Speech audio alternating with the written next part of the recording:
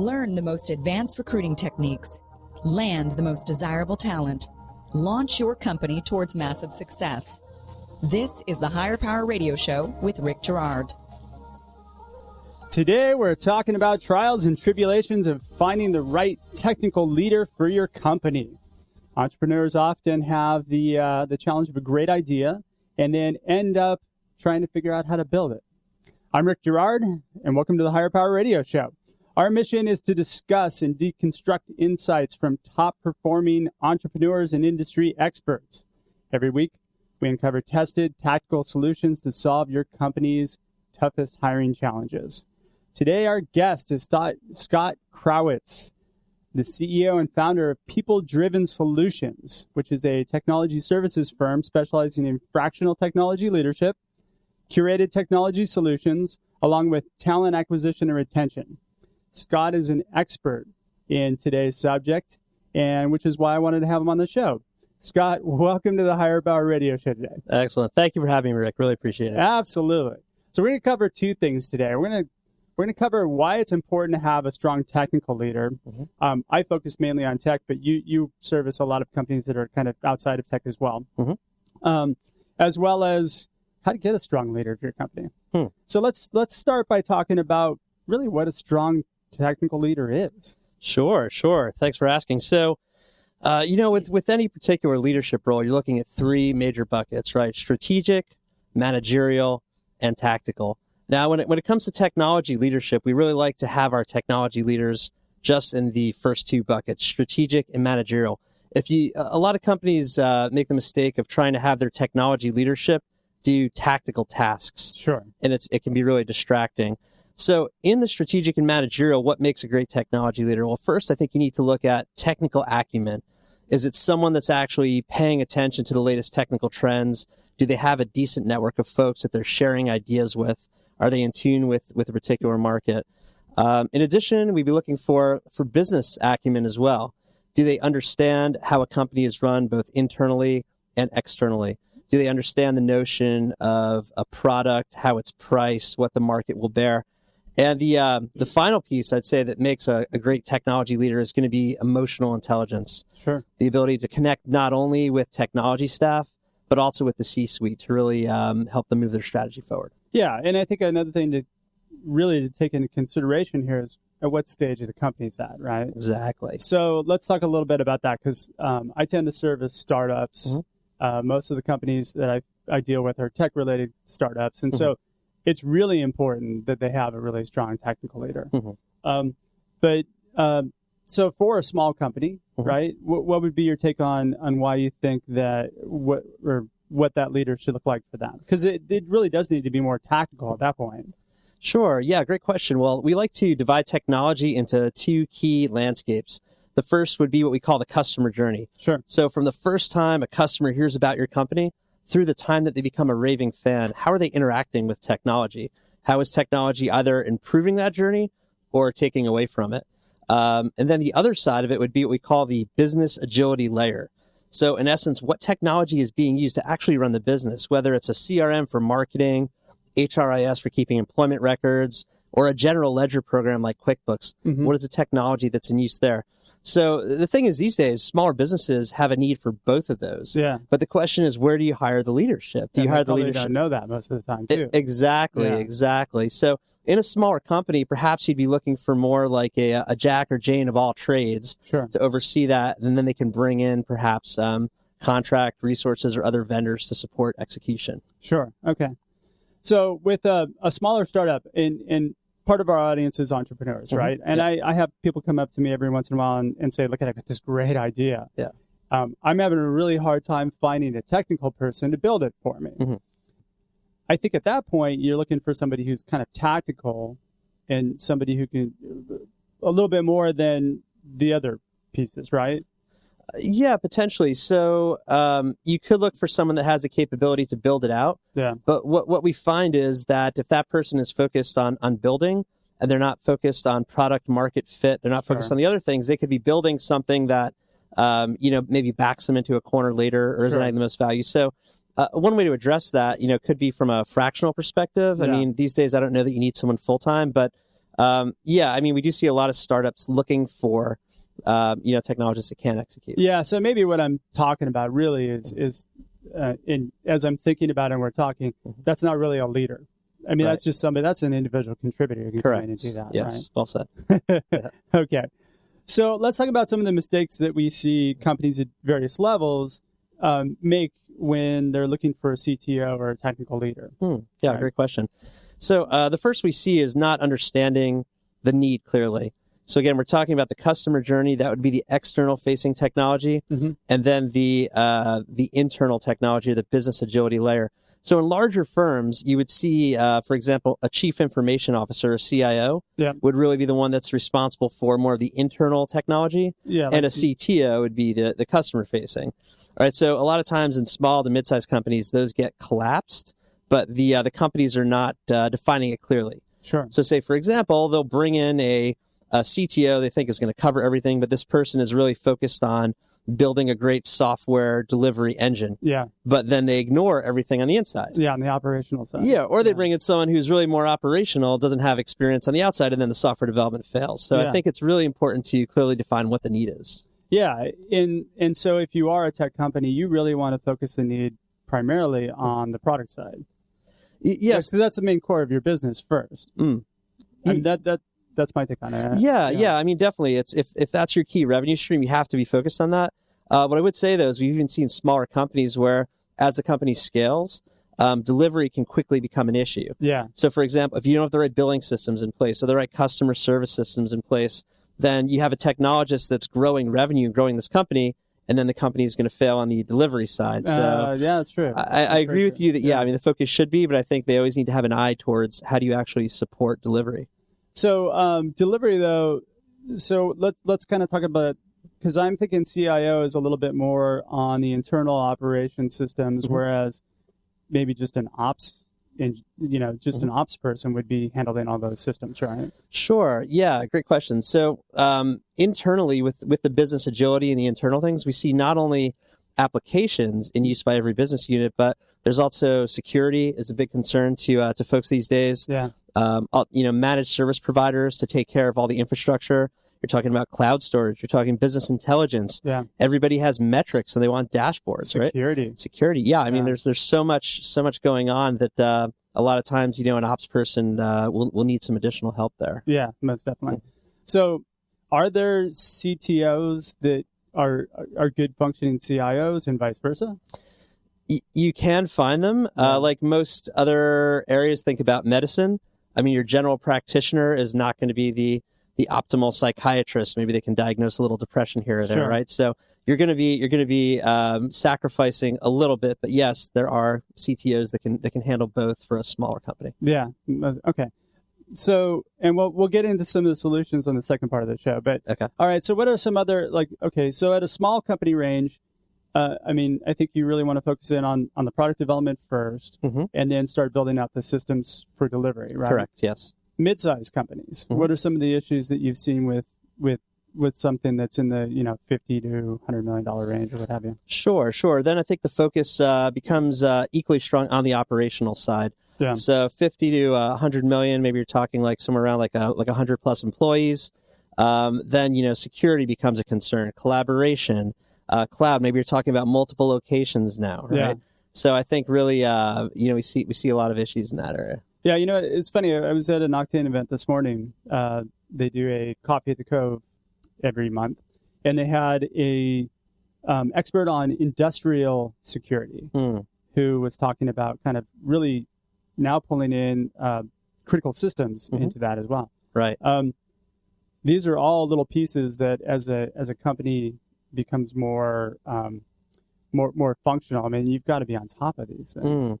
Yeah, it's interesting. So, from a strategic perspective, we say that the strategy falls into 4 key buckets. The company's either trying to increase revenue, decrease expenses, maximize efficiency, or maintain compliance. So depending on the industry, depending on the size of the company, those become bigger and bigger initiatives. Yeah. So if you have 100 employees and you want to save money, you could be talking about implementing a major enterprise system to drive it. Or if you're talking industry that has compliance at play, now you have that many more points of risk across the company to manage. Oh, sure. Yeah. Well, you always have compliance issues, though. I mean, from one side or the other, right? Yeah, definitely. And I think it's industry specific as well. Yeah. Like, I mean, for example, if you're dealing with, say, like SOC 2 compliance for financial services or SOX, I mean, PCI and healthcare, you have HIPAA. Yeah. So, there's two types of compliance, right? You have voluntary and involuntary. Sure. And, so in industries where it's involuntary, it's a lot more of a concern as you scale. Yeah. So which would be the financial services and healthcare? Healthcare primarily, yes. Okay. Mm-hmm. Now, do you do any work on the large company side of things? So we do. We've done some talent acquisition and some software development projects in the larger company side of the house. Typically find over $50 million, a company would really benefit from having its own internal technology leadership. Yeah. But what happens there is the technology landscape gets so vast that even though they have their own internal capabilities, they're always looking to augment it with some specialists to help them along. Sure. Okay. Mm-hmm. So they can use kind of fractional help at that point. Correct. Yes. Yeah, got it. Because it seems to me like you've got a lot more. When you're a larger company, I don't do a whole lot of work with larger companies. So most of the companies I support are startups to mid-sized companies. Okay. And for me, those are the most fun because I love to build things, and they need me because I like to fix broken things. Right. So yeah, right. Or I break them worse. Right. There's the fun. I know. When you've got that big of a department, I mean, you can actually have people that are specifically niched into certain areas, right? Yeah, we like to look at it sort of like healthcare. Like it used to be that you'd go to your general practitioner, they would take care of everything. Sure. But now it's almost like they're acting like an advocate in the healthcare system, and there's a specialist for everything. Yeah. Definitely the way that technology is trending as well. So key for organizations, especially larger ones, to be able to pull in that specialist talent, whether it's for something like a business intelligence implementation or a really discrete security audit, something where they may not have that talent in-house. Yeah, definitely. And on the small company side, what I see a lot is, and this just comes down to general hiring. Mm-hmm. If you're hiring a technical leader, you really want to find somebody who's passionate about the project you're working on, as well as somebody who can bring the skills to at least get that product done. Exactly. We find that the best technologists, I mean, you pay enough money to take it off the table, but really they want to work on, no better way to put it, a cool project. Yeah. Something that's going to make a difference, right? Yeah. Something that can actually help them achieve their why as well. Yep. Yeah. Exactly. Stretch. Stretch. Yeah. Exactly. Well said. You mentioned, what was it when we spoke earlier? Daniel Pink? Yeah, Daniel Pink, right? Yeah, exactly. So that is, that's key. If you've given somebody a room to master something new, fantastic. Yeah, big fan of Daniel Pink. Like, the autonomy, mastery, and purpose, right? Yep. A place where you can hire adults and not micromanage them, the ability to master something, the ability to connect to something bigger. In fact, we find a lot of times, companies can benefit by not just putting together a flat job description, but basically connecting stories. Sure. What's the story of the candidate? What's the story of the company? Why now? Why do they need this technology leadership? And so we're going to do a show in a couple months about job descriptions because that's like a big thing for me. I love. Oh, great. That's really I think a place where most companies fail. Right. Most. I agree. So we're talking to Scott Krawitz, CEO and founder of People Driven Solutions. So we're talking a little bit about why it's important to have a strong technical leader. And when we come back, we're going to actually talk about how to get a strong technical leader to join your company. We'll be right back after the break. You're listening to Higher Power with Rick Girard, giving you access to recruiting techniques that will help you hire key talent to build your company towards real success. Rick is a recruiting executive and entrepreneur who's been successfully recruiting in the aggressive Silicon Valley technology landscape for the past 2 decades. After a very successful stint at Apogee, he founded Stride Search in 2012. Based on a lean efficiency model, Stride has uniquely positioned itself as a leader in retained search for the most critical talent hires within a small organization. Whether you're a startup executive or recruiting professional, by listening to Higher Power with Rick Girard, you will walk away with skills to help you attract and hire great talent. Now back to Higher Power with Rick Girard. And welcome back to the show. I'm your host, Rick Girard, and you're listening to Higher Power Radio. Our guest today is Scott Krawitz, CEO and founder of People Driven Solutions in San Diego. Yes. Right? Correct. And you guys do work nationwide. Nationwide. Yeah. Hey, so all you guys in Ohio, you know who to call. There you go. All right, so we just discussed kind of the importance of finding a strong technical leader for your company. And now we're going to explore different options on how to do that. So let's break down so when you do an assessment of a company, let's break down how you identify what's the best option for that company. Understood. So yeah, a couple drivers there. First, we like to look at the company's strategy. Sure. Again, so as we mentioned in the previous segment, what are they doing to increase revenue, decrease expenses, maximize efficiency, and maintain compliance? Are they looking to generate a new revenue stream? Are they looking to save money in a particular area? Sure. And what are the plans? Are they looking to acquire other companies? Are they looking to be acquired? Right? Are they looking to partner? Are they looking to integrate? Where are they looking to go? Sure. All that would inform the type of technology leadership that would be needed, both in the short term and the long term. Okay. Right. So let's break it down. So you can bring in somebody starting as a small company at the founder level. Correct. So when would be appropriate to bring on? I mean, typically when a tech company is founded, usually it's founded by a technical person who actively kind of maintains that CTO type role, right, until they replace them or they outgrow, right? So when is it appropriate as a small company to bring in somebody as a founder? Great question. So, in successful companies, we've seen, Rick, there's this notion of the visionary and the integrator. Sure. Right. So, as you say, let's say you have a technical founder acting as both the visionary and the integrator. Usually you could see a breaking point where the founder is trying to crank out so much code that they don't have enough time to attend to the rest of the business, whether it's, raising funds or hiring people or anything like that. So when you see that as kind of a breaking point, it's time for them to take on the role of visionary and bring someone else in to be integrator. So it really varies based on the state of the organization. Yeah, I would agree. And what I see with entrepreneurs sometimes is they find somebody who's kind of junior, who's not really that strong, right, and they'll try and bring them in and give them a founding title. Big mistake. Yeah. I've never heard of that working out for a company. Have you? No, I've not. Okay. I've not. Yeah. So, I mean, a fractional person might be a better option for them. Okay. So at what point does a small company then hire on a CTO as an employee? Great question. So, in our vision, a lot of companies under the 50 million mark may not necessarily need a full-time CTO. They just need somebody to manage and lead the process, which could be a VP or... Yeah. So, back to our strategic, managerial, and tactical buckets, they don't really need someone full-time strategic. They probably need someone, depending on the state of the company, that could be full-time managerial and tactical. Yeah. But, the issue is if you try to stretch someone too far, who's more of like just a contributor or sort of a line manager, to be more visionary and help the company get where it needs to go, you could really, fall flat. That's a great point. Yeah. That's a great point. You want to provide stretch, but not the expense of like your growth. Yeah, right? exactly. So I think that's where fractional. There's a part where it can be completely overwhelming to that person. Exactly.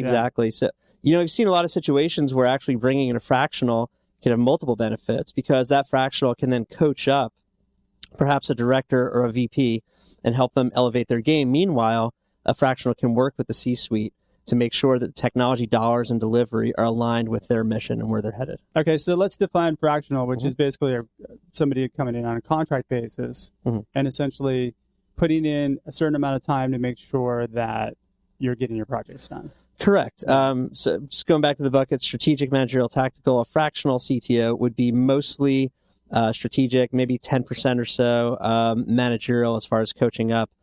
You're looking typically, what we found is organizations up to 50 million, 10 to 30 hours per month. So, it's someone who can come in, assess the situation, put together a roadmap that's going to basically look at all the risks the company's exposed to, all the opportunities they could take advantage of, and then basically come up with a number of initiatives that are going to help to move the company in that direction. So we're really thinking about the CTO moving from definitely away from tactical at the small company level to more the strategic. Right. That's a benefit of fractionals. You can get basically just the pure strategy that the company needs to at least steer the right direction without hiring someone full time early on. So how do you get the right person? That's a great question. So Like hiring most talent, there's a number of sliders you look at. So what we find, it's all about fit. Yeah. If you have someone, again, that doesn't have that emotional intelligence, that can't communicate with the rest of the C-suite, then, they end up just getting viewed as some IT person versus a true technology strategist. So, fit is first and foremost number one. Wait, did you cultural fit is what we're saying, right? Yes, cultural. I say that because our engineer, Paul, hates the word culture. Okay. And I just love to just stick that knife in whenever I can. Yeah, well done. Yeah. Okay. Yeah, so cultural fit, industry is important. Yeah. We do see, though, a lot of times that sometimes founders or companies are fixated on a particular industry. Mm-hmm. We also like to challenge folks to extend a little bit and think about analogous industries, complementary industries, where CTOs can bring in experience that may help a company innovate, even if it's not directly from that industry. So when we're going through the fractional process, Mm-hmm. right? What's the actual? How important is the culture fit at that point?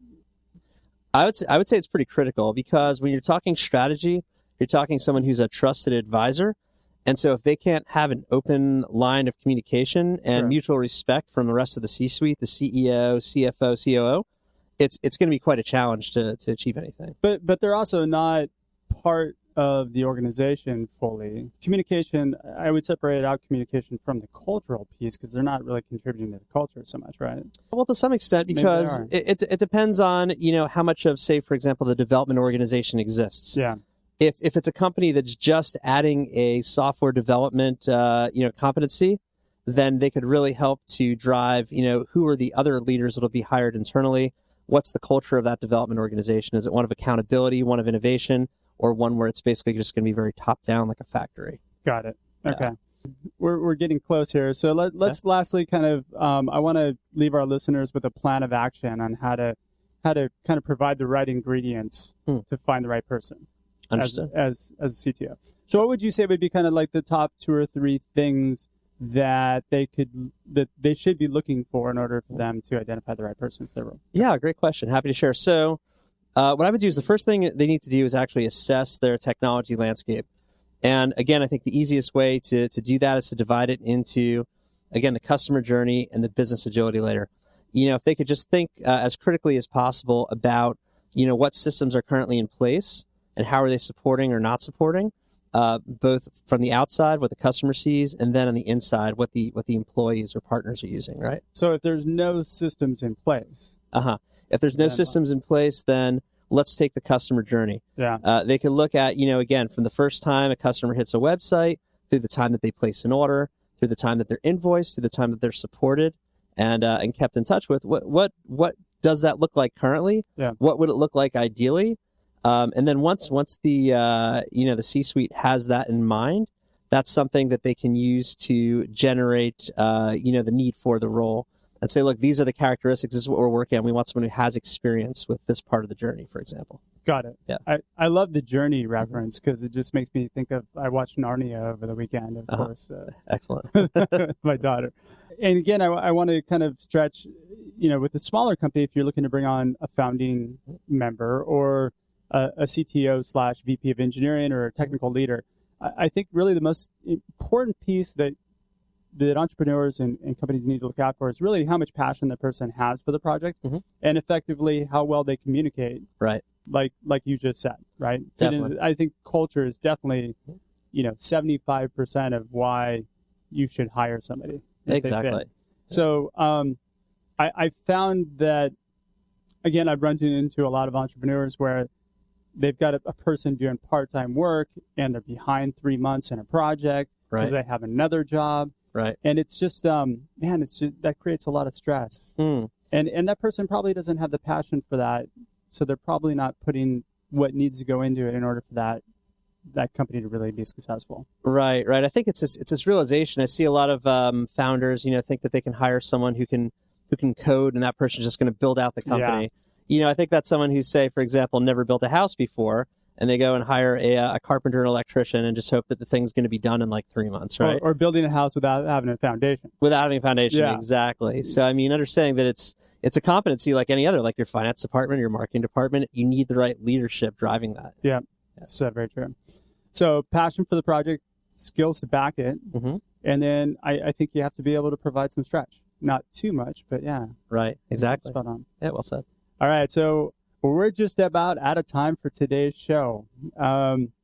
Scott, thanks again for your time investment. Thank you, Rick. Welcome to the Higher Power Radio community. It's great to have you. Appreciate it. Excellent. Now, I'm sure that there's some of our listeners who use your expertise. What would be the best way for them to reach you? Oh, they can reach out. Just go to our website, peopledriven.co. Peopledriven.co, and just contact us through there. We'd be happy to help. Spell it out. Just Sure. It's peopledriven.co. Peopledriven.co. We're Okay. happy to chat. All right, perfect. And if somebody wants to reach out to you, what would be an ideal client for you? Sure. Our ideal clients are usually 3 to 4 million in revenue on the low end, up to about 50 or 60 million revenue on the high end. Industry agnostic. We have a great network of fractional CTOs, a great delivery network of close to about 300 solution providers for software development, security, CRM, things of that nature. So yeah, any company doing somewhere between 3 to 5 million up to about 50 million. Excellent. Okay. So I want to thank our listening audience for tuning in to today's episode of Higher Power Radio. A quick thanks to our team, our engineer, Paul Roberts, our producers, Andrea Ballin, Shanti Ryle, and our executive producer, Kim Iverson. To listen to this show and any past episodes, you could check us out on Hire, that's HIRE, powerradio.com, or Higher Power Radio on iTunes. You can follow us on LinkedIn and Facebook at Higher Power Radio Show, again, HIRE. Or follow me on Twitter at Rick_Girard. It's GIRARD. We have another great show lined up for you guys next week, which is actually our last show of the year. Our guest is going to be the Millennial Whisperer, Dr. Dina Brown. I know, I thought you'd get a kick out of that. Yeah. She's an executive director and certified speaker, coach, and trainer with the John Maxwell team. I'm your host, Rick Girard, and you have been listening to the Higher Power Radio Show. Thank you for listening to Higher Power with Rick Girard on OC Talk Radio.